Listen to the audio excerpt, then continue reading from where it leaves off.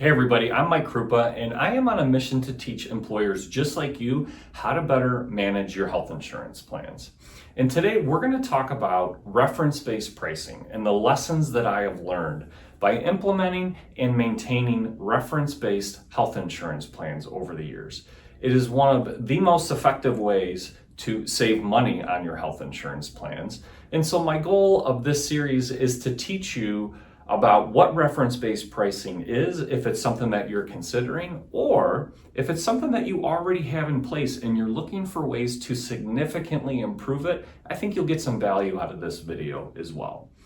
So today I'm going to talk about the lessons learned over the past many years of implementing and maintaining reference-based pricing plans. And the first one is that the savings are legit, and this is just a math formula.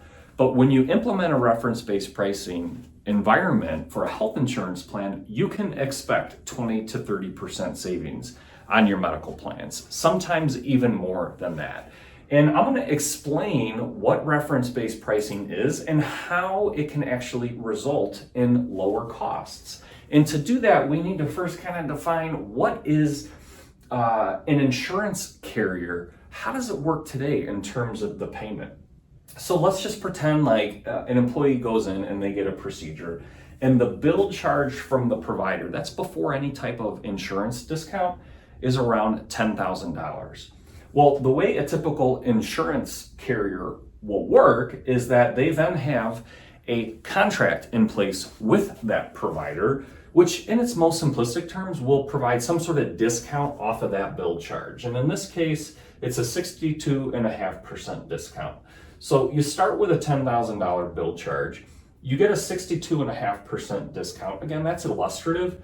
Gets you to a provider payment of around $3,750. And that provider payment is both the patient responsibility and it's the employer responsibility as well.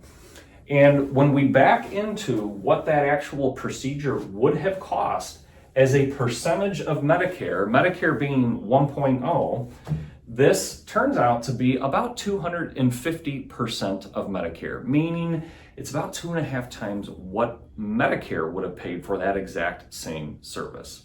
Okay, so that's kind of how an insurance carrier works, right? You go in to the provider, you present your insurance card, it's got a logo on it, and they match that logo up, they know you get a discount, and boom, there's the charge that will end up getting paid to the provider.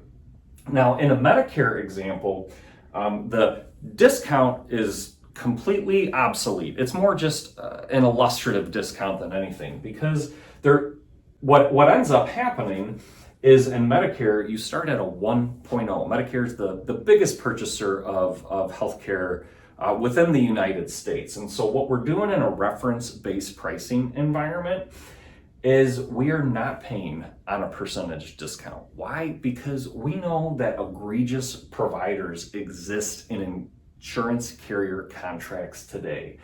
And the reason we get savings when we move into a reference-based pricing environment is because simply put, we're paying these egregious providers less.